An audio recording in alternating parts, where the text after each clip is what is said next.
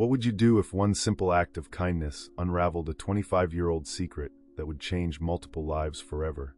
Emma Chun is a widowed nurse barely surviving, drowning in debt, watching her 6-year-old daughter slowly break under the weight of poverty. One rainy evening on a city bus, she makes a choice that costs her everything she can't afford to give. And that single moment of compassion catches the attention of the hospital's most powerful doctor, a man haunted by a tragedy that destroyed him decades ago. Now Emma faces an impossible proposition: accept life-changing money to help orchestrate a reunion between a dying woman, her estranged biological father, and the daughter who knows nothing about the devastating truth of her own birth.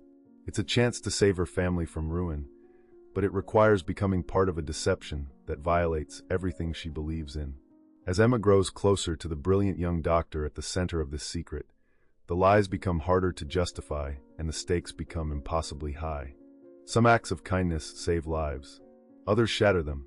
This is a story about the terrible choices we make when survival demands we compromise our souls, about families torn apart by grief and brought together by truth, and about discovering that sometimes the right thing and the good thing are not the same. Follow our channel for more emotional stories that will stay with you long after they end. Like this video and comment below where you're watching from. We love hearing from you. The rain hammered against the grimy windows of the city bus as it crawled through evening traffic, each drop racing down the glass like tears. Emma Chun sat near the back, her nurse's uniform still crisp despite the 12-hour shift at County General Hospital. She clutched her worn leather purse against her chest, feeling the familiar weight of her stethoscope inside, a gift from her late husband, Daniel, who had died 3 years ago in a construction accident that left her alone with their 6-year-old daughter, Lily. Emma's fingers traced the edge of an envelope protruding from her purse, Lily's tuition bill for St. Catherine's Academy. The private school had been Daniel's dream for their daughter, a chance at opportunities they never had. But the $5,000 due next week might as well have been $5 million. Her hospital salary barely covered rent and groceries, and the overtime shifts were destroying her health. Dark circles shadowed her eyes, and her hands trembled slightly from exhaustion and constant worry. The bus lurched to a stop at 5th and Market, and Emma watched as an elderly woman struggled up the steps, her cane slipping on the wet floor. Without thinking, Emma rose and offered her seat, steadying the woman's elbow as she sat down. The woman smiled gratefully, her wrinkled face lighting up. "Bless you, dear," she said in a voice rough with age. "Not many young people have such kindness anymore." Emma returned to standing near the rear door, gripping the pole as the bus resumed its journey. Through the window, the city's gleaming downtown towers gave way to aging brownstones and corner shops. This was the route between two worlds, the hospital where she saved lives, and the modest apartment where she fought daily battles against bills and broken appliances. A commotion at the front of the bus pulled Emma from her thoughts. 3 teenage boys had boarded, their voices loud and aggressive. They wore expensive sneakers and designer jackets, their confidence bordering on arrogance. The tallest one, with a shaved head and a scar above his eyebrow, deliberately bumped into passengers as he swaggered down the aisle, laughing when an older man dropped his newspaper. "Watch it, old man," the teenager sneered, kicking the scattered pages. Emma's jaw tightened. She recognized the type, kids who'd never known real hardship, who treated the world as their personal playground. But she also recognized something else in their eyes, a desperate need to prove themselves, to be seen as powerful when they felt powerless inside. The boys clustered near the middle of the bus, their voices rising as they argued about something on one of their phones.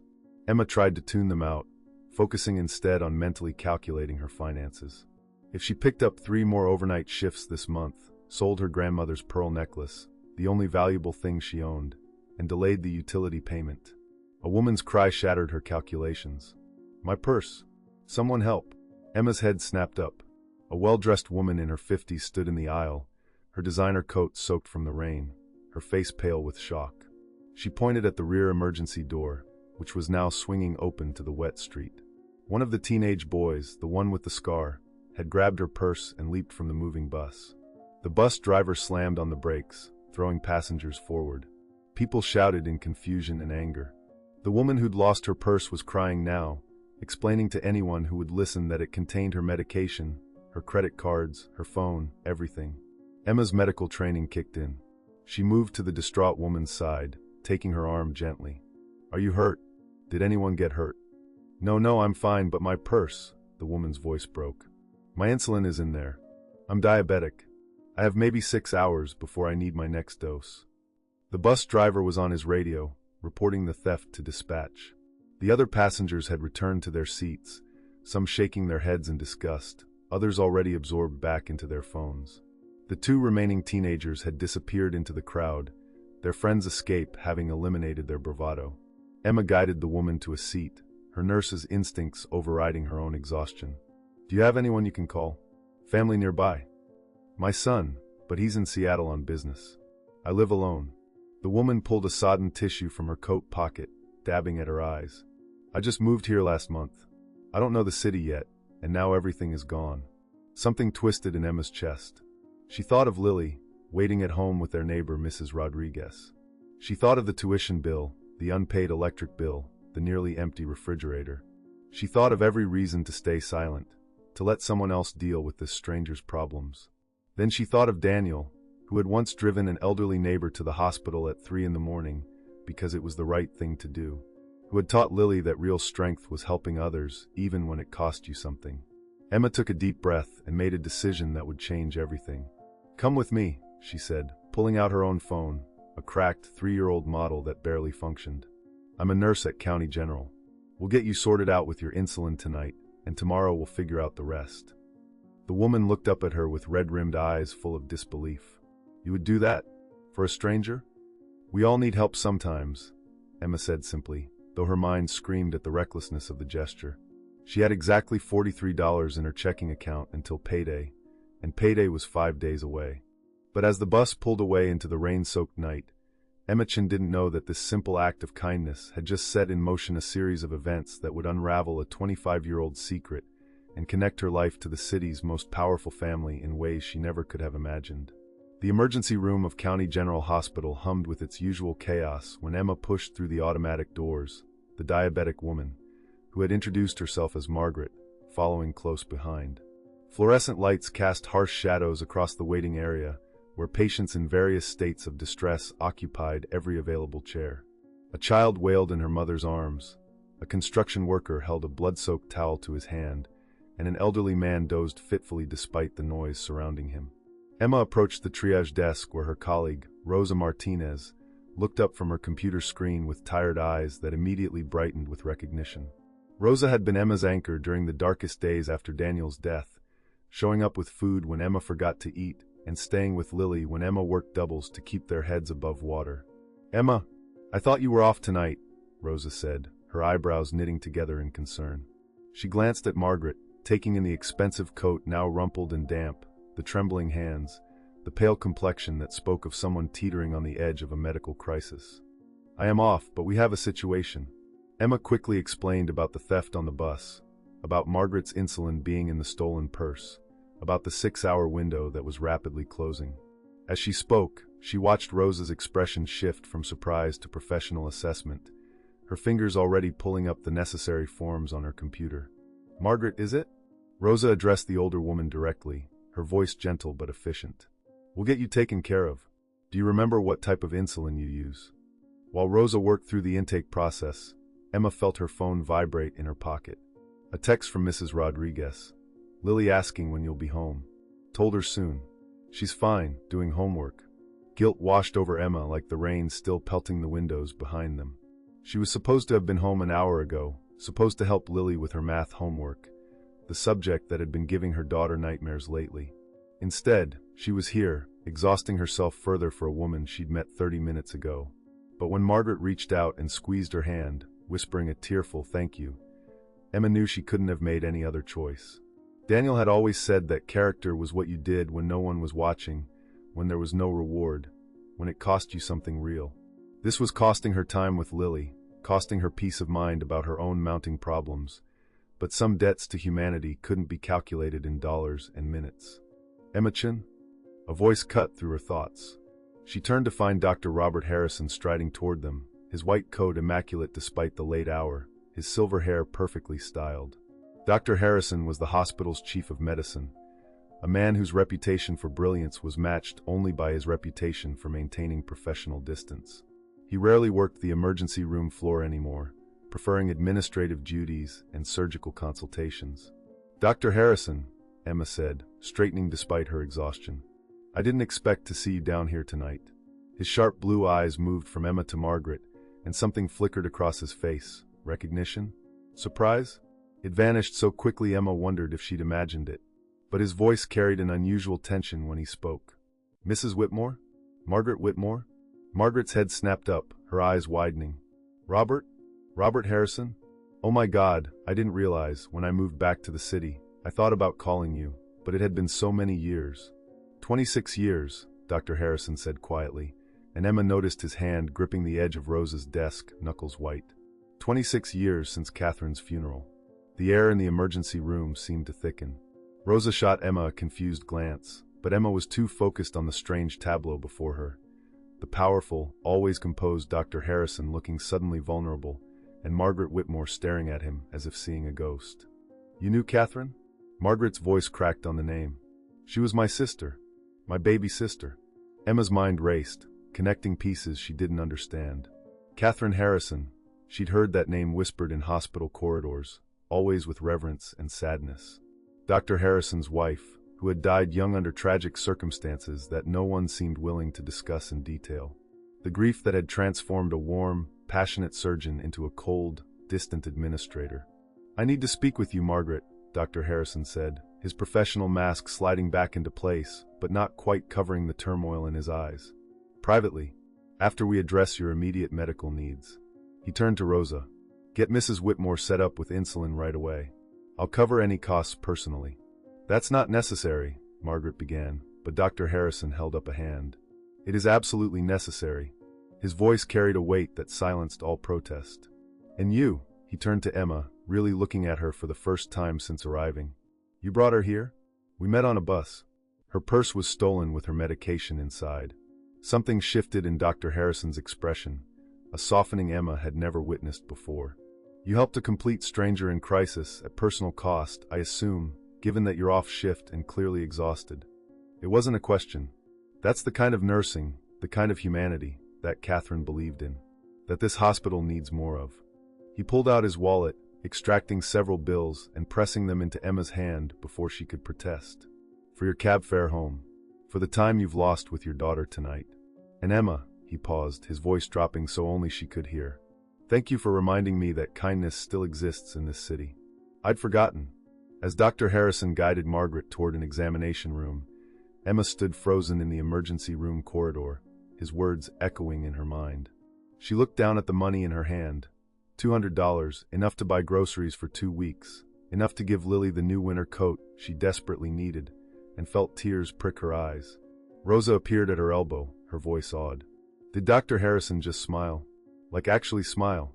Emma watched the two figures disappear behind privacy curtains, their shadows visible through the thin fabric as they stood close together, talking intensely. There was a story there, a history that had just crashed back into both their lives.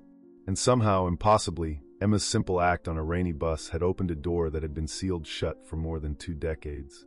Emma finally arrived home at nearly 10 o'clock, her body aching with a bone-deep exhaustion that went beyond the physical. The apartment building's elevator was broken again. It had been out of service for 3 weeks now, so she climbed the 4 flights of stairs slowly, each step a reminder of how close she was to her breaking point. The hallway smelled of Mrs. Kim's kimchi from 4B, and the persistent dampness that no amount of maintenance could eliminate from the old building's walls. Mrs. Rodriguez opened her door before Emma could even knock, her weathered face creased with concern. At 72, Maria Rodriguez had lived in the building for 40 years and had appointed herself unofficial grandmother to every child on the 4th floor. She wore her usual house dress and slippers, her gray hair pulled back in a neat bun, and she held a plate covered with aluminum foil. Mija, you look terrible, Mrs. Rodriguez said without preamble, pressing the warm plate into Emma's hands. I made extra arroz con pollo. You need to eat something real, not that instant noodle garbage I see you buying. The kindness made Emma's throat tighten. Thank you, Maria. I don't know what I'd do without you. Lily is asleep already. She tried to wait up for you, but the poor thing couldn't keep her eyes open past 9. Mrs. Rodriguez's expression softened. She's worried about you, Emma. She told me tonight that she prays every night that you won't get sick like her papa did. Emma's heart cracked a little more. She blinked back tears, refusing to let them fall in front of her neighbor. "I'm fine. We're fine. It's just been a long day. Every day is a long day for you." Mrs. Rodriguez touched Emma's cheek gently, the way Emma's own mother used to do before cancer took her 10 years ago. "You can't pour from an empty cup, Mija. You're no good to that beautiful girl if you collapse from exhaustion." After promising to eat the dinner and get some rest, Emma let herself into her apartment. The space was small, just 2 bedrooms, a cramped kitchen, and a living room barely big enough for their second-hand couch and the small television Daniel had bought from a pawn shop. But it was clean and filled with evidence of Lily's presence. Crayon drawings covered the refrigerator, depicting stick-figure families with enormous smiles. A school project about the solar system sat half-finished on the kitchen table, construction paper planets scattered across the surface. Emma set down Mrs. Rodriguez's plate and walked quietly to Lily's bedroom, pushing open the door carefully to avoid the squeaky hinge. Her daughter lay curled under her favorite blanket, the one with butterflies that was now so worn the fabric was nearly transparent in spots. Lily's dark hair splayed across her pillow, and even in sleep, her small face held a seriousness that no 6-year-old should carry. Emma knelt beside the bed, brushing a strand of hair from Lily's forehead. Her daughter stirred slightly, murmuring something incomprehensible before settling back into deep sleep. On the nightstand, Emma noticed Lily's prayer journal, a small notebook where she wrote her nightly prayers in careful, crooked letters. Emma knew she shouldn't look, but exhaustion had weakened her resolve. She picked up the notebook and read the most recent entry by the light of the hallway. "Dear God, please help Mommy not be so tired. Please make her smile like she used to when Daddy was here. Please help us find money for my school so Mommy stops crying in the bathroom when she thinks I can't hear. And please help me be good so I don't make things harder. Amen. Love, Lily." The words hit Emma like a physical blow. She pressed her hand against her mouth to stifle a sob, her whole body shaking with the effort of staying silent. Lily knew. Her baby knew about the crying, about the financial terror that kept Emma awake at night, about the weight that was slowly crushing them both.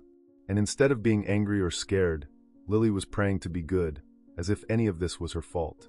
Emma carefully returned the journal to the nightstand and backed out of the room, pulling the door closed with trembling hands. In the bathroom, she finally allowed herself to break down, running the shower to mask the sound of her crying.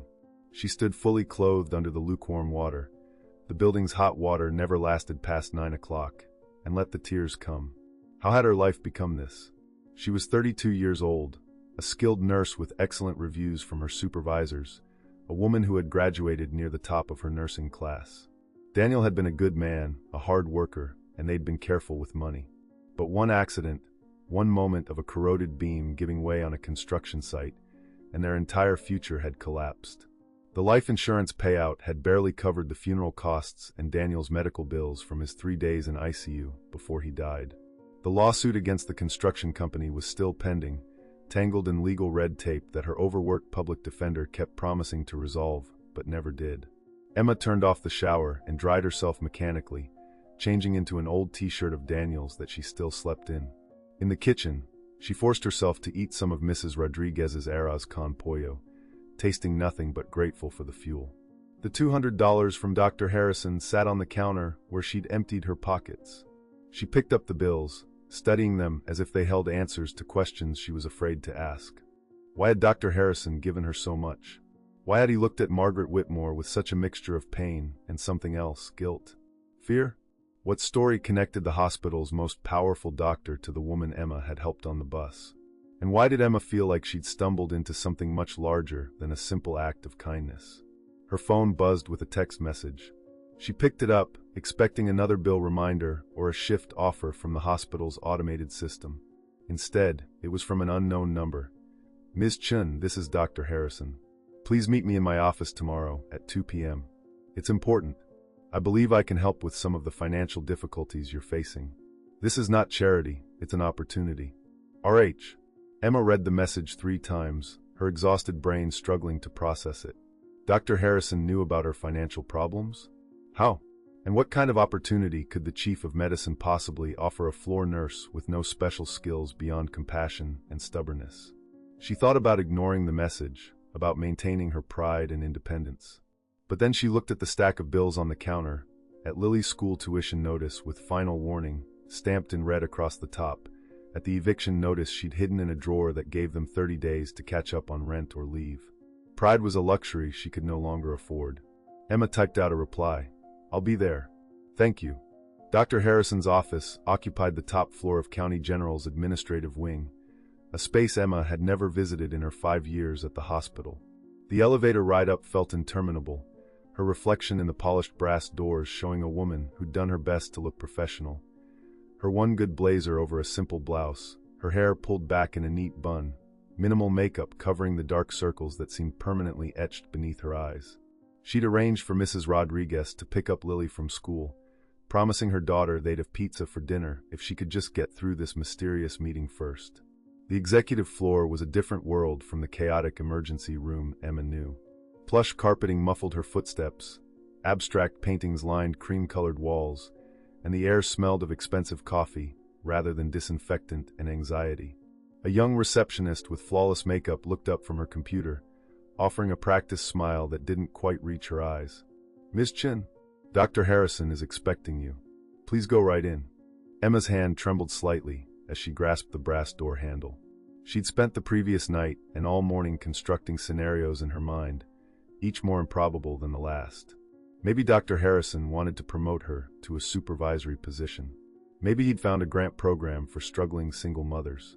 Maybe he'd discovered she'd violated some obscure hospital policy by bringing Margaret to the ER while off duty and was about to fire her. None of her imaginings prepared her for what she found inside. Dr. Harrison sat behind a massive mahogany desk, but he wasn't alone. Margaret Whitmore occupied one of the leather chairs facing the desk, looking remarkably different from the distraught woman on the bus. She wore an elegant navy suit, her gray hair styled professionally, her posture radiating the confidence of someone accustomed to boardrooms and country clubs. And beside her sat a man Emma didn't recognize, mid-50s, expensive suit, sharp eyes behind designer glasses, carrying a leather briefcase that probably cost more than Emma's monthly rent. "Emma, please sit down." Dr. Harrison gestured to the empty chair next to Margaret. His office was exactly what Emma expected from the hospital's chief of medicine. Diplomas and certifications covering one wall, medical journals stacked on mahogany shelves, a large window offering a panoramic view of the city skyline. But what caught Emma's attention was a silver-framed photograph on his desk.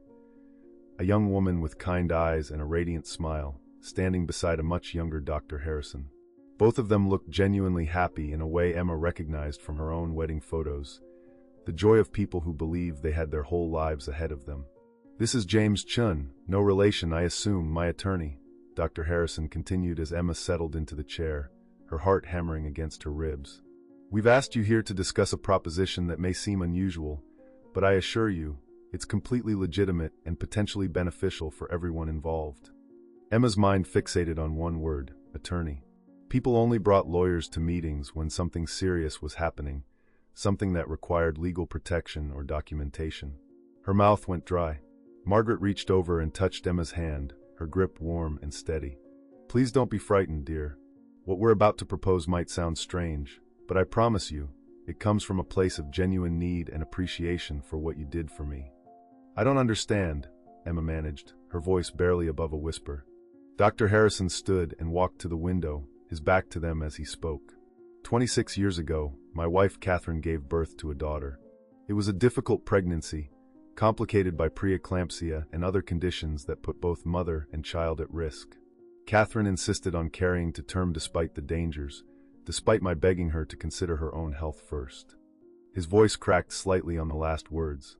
She died 3 days after giving birth. Complications from emergency surgery that couldn't stop the hemorrhaging. Emma felt tears prick her eyes, imagining the agony of losing Daniel while holding their newborn Lily. "I'm so sorry. Our daughter survived," Dr. Harrison continued, still facing the window. "A beautiful, healthy baby girl. But I was destroyed by grief, completely unequipped to be a father. I was 30 years old, working 100-hour weeks as a surgical resident, drowning in guilt and rage at a universe that had taken Catherine from me. I couldn't even look at the baby without seeing my wife's sacrifice, without feeling that I'd killed her by getting her pregnant in the first place." Margaret took over the story, her own voice thick with emotion. "Catherine was my younger sister, my best friend. After she died, Robert and I made a decision that seemed merciful at the time. He signed over his parental rights, and I adopted the baby, my niece, raising her as my own daughter. Robert threw himself into his work, building the career and reputation you see today, while I moved to Seattle to start fresh with the child. Her name is Sarah, Dr. Harrison said, turning back to face them. Sarah Catherine Whitmore. She's 25 years old now, a pediatric resident at Seattle Children's Hospital. Brilliant, compassionate, everything Catherine would have been proud of. And she has no idea that I'm her biological father. The revelation hung in the air like a held breath. Emma struggled to process what she was hearing, to understand why they were telling her such intimate details of their lives. But what does this have to do with me? The attorney, James Chun, opened his briefcase and extracted several documents.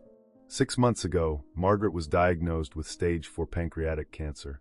She has perhaps 6 to 8 months left, and she wants to use that time to facilitate a relationship between Dr. Harrison and his daughter before she dies. Emma's hand flew to her mouth. "Oh God, Margaret, I've made peace with it, dear," Margaret said gently, though her eyes glistened with unshed tears. "But I can't die knowing that Sarah might never know her real father, that Robert might never have the chance to know the extraordinary young woman his daughter became. The problem is complicated. Sarah believes I'm her biological mother. She knows nothing about Robert, about the circumstances of her birth. If I simply tell her the truth now, she'll feel betrayed, lied to her entire life. The foundation of her identity will crumble." Dr. Harrison returned to his desk, his hands clasped tightly together. "We need to create circumstances where Sarah and I can meet naturally, where a relationship can develop organically before the truth comes out. And that's where you come in, Emma." "Me?" Emma's voice rose in confusion. "How could I possibly help with something like this?" "Sarah is looking for a new apartment here in the city," Margaret explained. "She's transferring to County General's pediatric unit in 2 weeks. She needs a place to stay, preferably with someone stable, trustworthy, someone who understands the medical profession. Your landlord confirmed this morning that there's a 2-bedroom unit opening up in your building next week. We want to rent it and arrange for Sarah to become your neighbor." Emma's mind reeled. "You want to rent an apartment in my building? But it's not the kind of place someone like—" She stopped, embarrassed, but Margaret understood. "It's perfect precisely because it's authentic," Margaret said. "Sarah has always been drawn to real people living real lives, not the country club set I exposed her to growing up. She chose pediatrics specifically to work with underserved communities. Having her live near you, befriend you and Lily naturally, will give Robert the opportunity to be part of her life through hospital work, through genuine connection, before the truth comes out." James Chin slid a document across the desk. "In exchange for your cooperation, for welcoming Sarah as a neighbor, for facilitating opportunities for her to meet Dr. Harrison in natural contexts, we're prepared to offer you $50,000. Additionally, Dr. Harrison will cover Lily's tuition at St. Catherine's Academy through high school graduation, and will clear your current debts." Emma stared at the document in front of her, the numbers swimming before her eyes. $50,000. Lily's entire education secured. Every bill paid, every collection notice silenced, every night of terror about homelessness erased. It was more money than she'd seen in one place since Daniel's life, more security than she'd dared to dream about in 3 years of barely surviving. And all she had to do was lie. "I need to think about this," Emma heard herself say, though her voice sounded distant, as if coming from someone else entirely. Her hands were shaking so badly, she had to clasp them in her lap to hide it. It's a lot to process." Dr. Harrison nodded, his expression understanding, but his eyes betraying his desperation. "Of course, I wouldn't expect you to make such a decision lightly. But Emma, please understand, we're not asking you to do anything cruel or manipulative. We're simply asking you to be yourself, to be the kind, genuine person you already are. Sarah will be your neighbor regardless of whether you accept this arrangement. We're only asking that you don't discourage a friendship if one develops naturally, and that you allow me to be present in contexts where I might meet her. Hospital events, perhaps a casual dinner, things like that." "But I'd be lying to her," Emma said, the words tasting bitter. "Every time we talked, every friendship moment we shared, I'd know something she doesn't. I'd be part of a deception." She looked at Margaret, whose face had gone pale. "I'm sorry, I don't mean to sound judgmental. I've spent 3 years teaching my daughter that honesty matters, that integrity is worth more than comfort. How can I take money to help orchestrate something that's fundamentally dishonest?" Margaret's eyes filled with tears, but she nodded slowly. "You're right to question this, Emma. God knows I've questioned it myself every day since Robert and I started planning this. But let me ask you something. If you knew you had 6 months to live, and you knew that a choice you made 25 years ago in the fog of grief was denying two people who desperately needed each other the chance to connect, wouldn't you do whatever it took to fix that mistake? Sarah deserves to know the truth, Emma insisted, though her conviction wavered as she saw the raw pain in Margaret's face. She will know the truth, Dr. Harrison said quietly. That's the entire point of this arrangement. But if I approach her now, cold, as a stranger claiming to be her father, with Margaret dying and emotions running high, what do you think happens? She'll feel ambushed, betrayed. She'll push away, build walls, and we'll lose any chance of a genuine relationship. I'll lose my daughter before I ever really have the chance to know her. He pulled out his phone, scrolling through photos before turning the screen toward Emma. This is Sarah. Emma found herself looking at a young woman with Dr. Harrison's sharp intelligence in her eyes and something of Margaret's warmth in her smile. She wore scrubs in the photo, holding a small child who was giving her a gap-toothed grin. Sarah's expression radiated the same exhausted joy Emma recognized from her own reflection after particularly difficult, but ultimately successful shifts. The look of someone who'd chosen this work not for prestige or money, but because healing others fed something essential in their soul. She looks like a good person, Emma whispered. She is, Margaret said, her voice breaking. She's everything beautiful that came from tragedy. And she's about to lose the only mother she's ever known. Don't you think she deserves to have her father there to help her through that grief, even if she doesn't know that's who he is yet? Don't you think she deserves the chance to build a foundation with him before the revelation that might shake her entire world? Emma closed her eyes, Daniel's face swimming up from memory. She thought about the last conversation they'd had before he left for work that final morning. He'd been worried about the construction site's safety protocols, had mentioned to his supervisor that some of the support structures looked compromised. But the company was behind schedule, and the supervisor had dismissed his concerns. Daniel had gone to work anyway because they needed his paycheck, because speaking up louder might have cost him his job, because sometimes survival required compromises that sat uncomfortably in the soul. What happens if I say no? Emma asked, opening her eyes. James Chin cleared his throat. Then Sarah moves into the apartment anyway. We've already secured the lease in her name. You'll be neighbors by coincidence rather than design. Dr. Harrison will find his own ways to connect with his daughter, though the transition will be more awkward, more forced. And you'll continue managing your financial situation as you have been. It wasn't a threat, Emma realized. They weren't going to punish her for refusing. They were simply stating facts, and somehow that made the decision even harder. Because they were offering her a choice, a real choice, with consequences she'd have to live with either way. Can I ask you something? Emma looked directly at Dr. Harrison. Why me? Out of everyone at the hospital, everyone in this city, why did you pick me for this? Dr. Harrison's expression softened in a way Emma had never seen before, the harsh lines of his face easing into something almost vulnerable. Because in 5 years of working at County General, you've never once cut corners, never treated a patient as less than human regardless of their ability to pay or their circumstances. Because I've watched you give your own lunch to a homeless man in the waiting room, seen you stay 2 hours past your shift to hold the hand of an elderly patient with no family. Because when you found Margaret on that bus, you didn't hesitate to help even though it cost you, even though you had every reason to protect your own limited resources. He leaned forward, his voice intense. I need someone with genuine kindness facilitating this connection, Emma.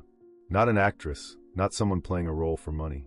Someone who will actually care about Sarah, who will be a real friend to her, who will help guide this situation with integrity, even while keeping our secret. I've made so many mistakes in my life, caused so much damage through my cowardice after Catherine died. I can't afford another mistake with Sarah. I need someone I can trust to do the right thing even when the right thing isn't clear. Emma felt something crack inside her chest. She thought about Lily's prayer journal, about her daughter's desperate plea for their lives to get easier, for her mother to smile again. She thought about the eviction notice hidden in her drawer, about the school tuition bill that would force Lily out of the only educational environment where she felt safe and challenged. She thought about the simple, terrible mathematics of survival that sometimes required good people to make complicated choices. I need until tomorrow, Emma finally said. I need to think about this without you all staring at me. I need to figure out if I can live with myself either way. Margaret stood and embraced Emma suddenly, fiercely, the way a drowning person might grab a lifeline. Whatever you decide, thank you for considering it. Thank you for being the kind of person who wrestles with the ethics rather than just taking the money and running. Catherine would have liked you very much. Emma walked home from the hospital in a daze, barely registering the familiar streets or the evening crowds rushing past her on the sidewalk. The autumn air had turned sharp, carrying the promise of an early winter, but she felt disconnected from her body, as if she were watching herself move through the city from a great distance. In her purse, the contract from James Chin felt like it weighed 1,000 pounds, though the paper itself was lighter than air. She stopped at a small playground 2 blocks from her apartment, the same one where she'd brought Lily every weekend when Daniel was alive. The swings swayed gently in the breeze, empty now as darkness fell and responsible parents called their children home for dinner. Emma sat on one of the benches, the cold metal seeping through her jacket, and let herself remember. Daniel had proposed to her on this very bench 7 years ago. They'd been dating for only 6 months, but he'd been certain, absolutely convinced, that she was the person he wanted to build a life with. She'd laughed at first, thinking he was joking, but then she'd seen the ring, a simple silver band with a tiny diamond that represented 3 months of his construction worker salary. "I know it's not much," he'd said, his voice trembling with nervousness and hope. "But I promise you, Emma Chun, I will spend every day of my life trying to be worthy of you. I will work hard, I will be honest, and I will never let you doubt that you and our future family are the most important things in my world." He'd kept that promise. Through Lily's difficult birth, through Emma's postpartum depression, through lean months when construction work dried up, through his mother's stroke that required them to send money they couldn't afford back to his family in California. Daniel had been unfailingly honest, even when honesty was harder than lies.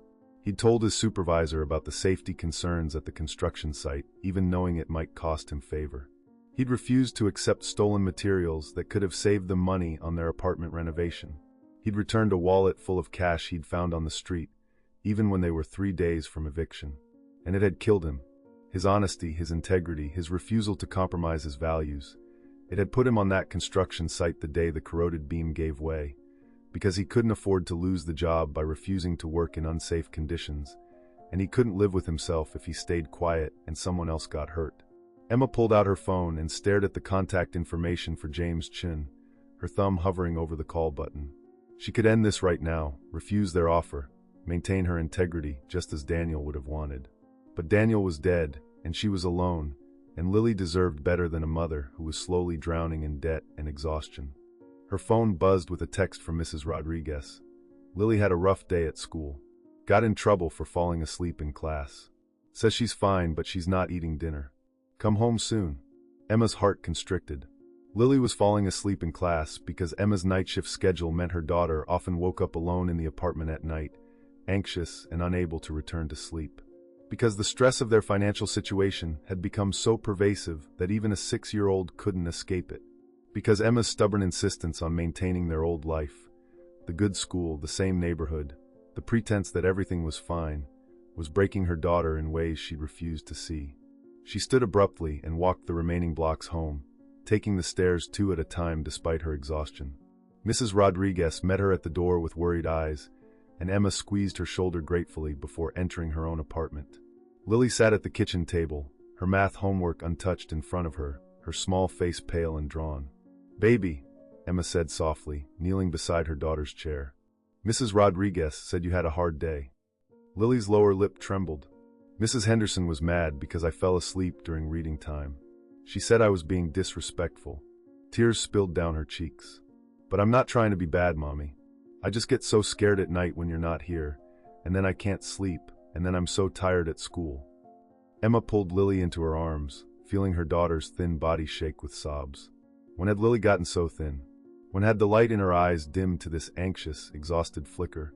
Emma had been so focused on keeping their heads above water financially that she'd failed to notice her daughter was drowning emotionally. "I'm so sorry, sweetheart," Emma whispered into Lily's hair. "I'm so sorry I haven't been here enough. I'm so sorry you're scared. I heard you crying in the bathroom again last night," Lily said, her voice muffled against Emma's shoulder. "Are we going to lose our apartment? Are we going to be homeless like the people I see on the street?" The question hit Emma like a physical blow. She pulled back to look into her daughter's face, seeing fear there that no child should carry. "No, baby. I promise you, we are not going to be homeless. I will figure this out. How? Lily asked with the devastating logic of children. You already work all the time, and you're still sad all the time, and we still don't have enough money. I heard you tell Mrs. Rodriguez that you might have to take me out of my school. Emma had no answer that wouldn't be a lie or a burden. So instead, she held her daughter and rocked her gently, the way she had when Lily was an infant and the world seemed simpler. But the world had never been simple. Emma had just been naive enough to think that good intentions and hard work were enough to protect the people you loved. After Lily finally fell asleep, Emma sat at the kitchen table with the contract in front of her. She read through it carefully, noting that it had been drafted with remarkable consideration for her position. She would receive the $50,000 in installments over 6 months, not as a lump sum that might raise tax complications. The payment for Lily's tuition would go directly to the school, never touching Emma's accounts. James Chun had even included a clause stating that Emma could terminate the agreement at any time if she felt uncomfortable with what was being asked of her, though she'd have to return any unearned portion of the money. They weren't trying to trap her. They were genuinely trying to make this as ethical as possible given the inherently complicated nature of the situation. But was that enough? Could good intentions justify deception? Could the end, a dying woman's peace, a father meeting his daughter, a struggling family finding stability, justify the means? Emma thought about Daniel again, but this time she let herself remember a different conversation. 3 months before he died, they'd been arguing about whether to accept a loan from his wealthy uncle, a man who'd made his money through real estate dealings that Daniel considered morally questionable. Emma had wanted to take it, to ease the pressure threatening to crush them, but Daniel had refused. If we compromise our values when things get hard, he'd said, then we never really had values at all. We just had the luxury of easy choices. But Daniel wasn't here now to make the hard choice. He wasn't the one watching their daughter's spirit slowly break under the weight of poverty and uncertainty. He wasn't the one who had to decide whether integrity was worth more than security, whether being right mattered more than surviving. Emma picked up a pen, her hand steady despite the storm raging in her heart. She signed her name at the bottom of the contract, then immediately covered her face with her hands, unsure whether she'd just saved her family or betrayed everything she believed in. 2 weeks passed in a blur of changes that felt both miraculous and unsettling. The first installment of money appeared in Emma's account exactly as promised, $10,000 that transformed her bank balance from double digits to something she'd never imagined seeing. She paid the back rent immediately, watching her landlord Mr. Kowalski's perpetual scowl soften with surprise. The eviction notice disappeared, replaced by a receipt marked "Paid in Full" that Emma tucked into her drawer like a talisman against future disasters. St. Catherine's Academy received their tuition payment directly from James Chen's office, and Emma received a phone call from the school administrator expressing relief and pleasure that Lily would continue her education there. The collection agencies stopped calling. The electricity stayed on past 6 o'clock. Emma bought Lily a new winter coat, a proper one, thick and warm, with a hood lined in soft fleece, and watched her daughter's face light up with a joy so pure it made Emma's chest ache. But with each small victory, each bill stamped paid, each moment of breathing room, Emma felt the weight of what she'd agreed to settle more heavily on her shoulders. She'd sold something she couldn't quite name, not her integrity exactly, but perhaps her peace of mind, her certainty about who she was and what she stood for. The apartment next to theirs had been completely renovated in record time. Emma had watched workers come and go for a week, transforming the unit that had sat empty for 6 months into something almost unrecognizable. New appliances, fresh paint, refinished floors. The landlord had clearly received a substantial payment to make the space presentable. Mrs. Rodriguez had commented on it repeatedly, marveling at how much money someone must have to spend on making a 4th-floor walk-up look fancy. On a gray Saturday morning, Emma was helping Lily with her weekend homework when she heard sounds in the hallway, voices, footsteps, the unmistakable noise of someone moving in. Her heart began to race. Sarah was here. The moment Emma had been dreading and anticipating in equal measure had arrived. "Someone's moving into the empty apartment," Lily announced, pressing her face to their door's peephole. "Mommy, can we say hello? Mrs. Rodriguez always says we should welcome new neighbors." Emma's throat went dry. She wasn't ready for this, despite 2 weeks of preparation. But Lily was already opening the door, her natural friendliness overriding any of Emma's hesitation. And there, in the hallway surrounded by boxes and furniture, stood Sarah Catherine Whitmore. She was more striking in person than in photographs. Tall and athletic, with her father's sharp features softened by something indefinably warm. Perhaps Margaret's influence, perhaps Catherine's genetic legacy. She wore jeans and a faded medical school t-shirt, her dark hair pulled back in a messy ponytail, and she was attempting to maneuver a bookshelf through the doorway with visible frustration. "Need some help?" Emma heard herself say, the words automatic despite her churning anxiety. Sarah looked up, and her face broke into a relieved smile that transformed her from merely attractive to genuinely beautiful. "Oh God, yes please. I don't know what I was thinking trying to do this alone." The movers quit at the third-floor landing, said their insurance didn't cover heart attacks. Emma grabbed one end of the bookshelf while Sarah took the other, and together they angled it through the doorway.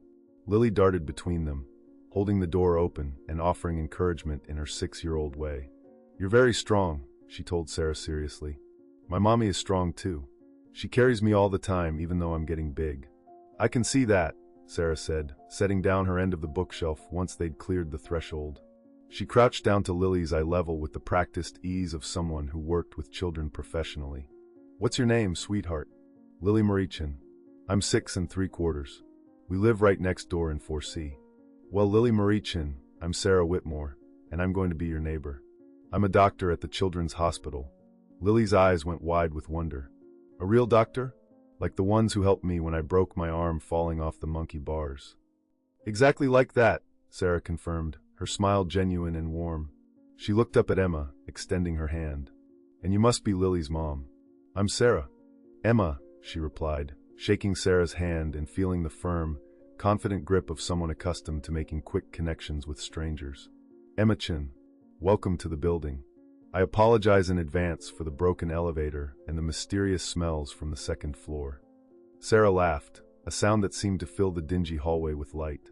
"Trust me, after 4 years of medical school housing and 3 years of residency apartments, this place is a palace.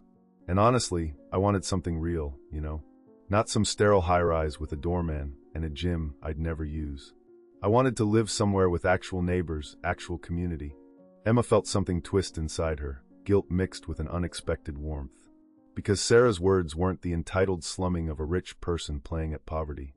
There was genuine sincerity in her voice, a longing for connection that Emma recognized from her own lonely years after Daniel's death. "Well, you've definitely found community here," Emma said. "Mrs. Rodriguez down the hall will probably have a casserole at your door by tonight, and Mr. Kim on the second floor will try to teach you Korean if you so much as say hello. Fair warning though, the hot water runs out by 9 p.m., the pipes are loud, and sometimes we get rats in the basement." "Mommy!" Lily gasped, scandalized. "Don't tell her the bad stuff." Sarah laughed again. "No, I appreciate the honesty. My last place had bed bugs, so rats in the basement sound positively luxurious by comparison." She stood, surveying the chaos of boxes surrounding them. "I don't suppose you know where I could get decent takeout around here? I'm starving, and I think I packed my dishes in a box that's currently buried under 6 other boxes." Emma hesitated for only a moment before the decision made itself. "There's a great Thai place 2 blocks down, and the pizza joint on the corner is better than it has any right to be. But if you're really hungry and not picky about ambience, I made too much pasta last night. You're welcome to join us for lunch." The invitation was out before Emma could second-guess herself, and she saw Lily's face light up with delight. Sarah's expression softened into something grateful and perhaps a bit emotional, as if the simple offer of a shared meal meant more than Emma could have guessed. "Are you sure? I don't want to impose on your Saturday." "You're not imposing," Emma said, and surprised herself by meaning it. "We're just doing homework and laundry, nothing that can't wait. Besides, Lily would never forgive me if I let a real children's doctor go hungry."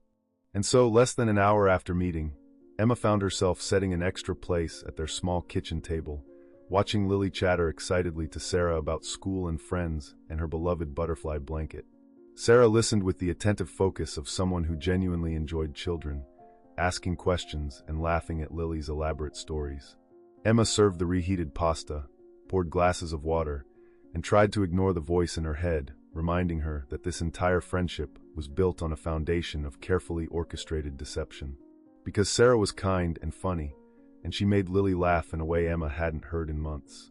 And despite everything, despite the contract, despite the money, despite the secret, Emma found herself genuinely liking her new neighbor. which somehow made everything so much worse. 3 weeks into Sarah's residency at County General, Emma stood at the nurse's station reviewing patient charts when she heard a familiar voice down the corridor. Sarah was talking with Dr. Harrison in the pediatric wing, their voices carrying through the open doorway of the conference room. Emma's hands stilled on the clipboard, her heart beginning its now familiar anxious rhythm whenever she witnessed father and daughter together, each unaware of their connection. "Your approach with the Ramirez case was excellent," Dr. Harrison was saying, his tone warmer than Emma had ever heard it in professional contexts. "Most residents would have pushed for the surgery immediately, but you took the time to understand the family's concerns about their immigration status, their fear of the hospital bills. You found a medical solution that addressed both the health issue and their real-world constraints." "Thank you, Dr. Harrison," Sarah replied, and Emma could hear the pleased surprise in her voice. "I learned early on that you can't separate medical care from people's lived realities. My mother always said that the best doctors treat the whole person, not just the symptoms." There was a pause, and Emma risked a glance through the doorway. Dr. Harrison's face had gone still, his expression carefully neutral, but his eyes betrayed something deeper, grief, perhaps, or longing. "Your mother sounds like a wise woman." "She is," Sarah said softly. "Though she's sick now. Pancreatic cancer. Stage 4. That's actually part of why I transferred here, to be closer to her during treatment, to have whatever time we have left together." Emma watched Dr. Harrison's hand grip the edge of the conference table, knuckles white with tension. "I'm very sorry to hear that. If there's anything the hospital can do to support you during this time, flexible scheduling, counseling services, please don't hesitate to ask." "That's kind of you," Sarah said, and Emma heard the emotion breaking through her professional composure. "It's strange, you know? I've been a doctor for 3 years now. I've delivered terrible diagnoses to dozens of families. But when it's your own mother, all that medical knowledge doesn't make it hurt any less. If anything, it makes it worse because I know exactly what's coming, exactly how much time we probably have." Dr. Harrison moved closer to Sarah, and Emma saw him raise his hand as if to offer comfort, then let it fall back to his side, uncertain of the boundaries. "The hardest patients are always the ones we love," he said quietly. "I lost someone very important to me many years ago. The medical knowledge didn't prepare me. Nothing prepares you for that kind of loss. But I can tell you that the time you spend together now, the conversations you have, the moments you share, they'll matter more than you can possibly imagine." Emma felt tears prick her eyes. The raw emotion in Dr. Harrison's voice, the way Sarah was looking at him with newfound respect and connection. This was exactly what Margaret had hoped for. A relationship forming naturally, built on genuine understanding and shared experience. But watching it unfold felt like witnessing something sacred that Emma had no right to see, like reading someone's private diary. "Emma!" Rosa's voice made her jump. Her colleague stood beside her with raised eyebrows, clearly having caught Emma eavesdropping. "Everything okay?" "Fine," Emma said quickly, turning back to her charts. "Just checking on something." But Rosa wasn't fooled. She'd known Emma too long, seen her through too many difficult moments. "You've been weird lately," she said, keeping her voice low. "Ever since that night you brought in Margaret Whitmore. Did something happen? Because you can talk to me, you know. Whatever it is." Emma wanted desperately to confide in her friend, to share the weight of the secret that grew heavier each day. But the contract she'd signed included a strict confidentiality clause, and more than that, Emma felt a strange protective instinct toward both Dr. Harrison and Sarah. Their story wasn't hers to tell. "I'm fine, really," Emma said, forcing a smile. "Just tired. You know how it is." Rosa studied her for a long moment, then nodded slowly. "Okay, but the offer stands. Doors always open." That evening, Emma returned home to find Sarah sitting on the hallway floor outside her apartment door, her face buried in her hands.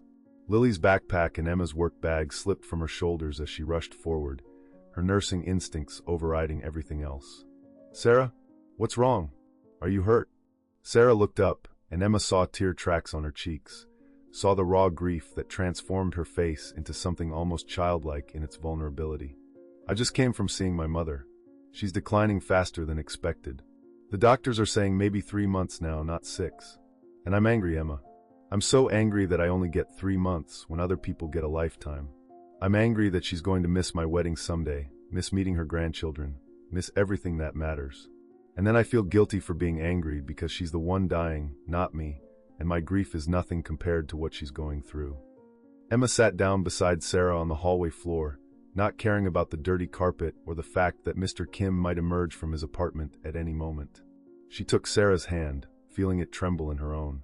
"Grief isn't a competition," Emma said quietly. "You're allowed to feel angry. You're allowed to rage at the unfairness of it. When my husband died 3 years ago, I was furious, at him for leaving me, at God for taking him, at the universe for being so randomly cruel. The guilt about feeling angry almost destroyed me. But a grief counselor told me something that helped.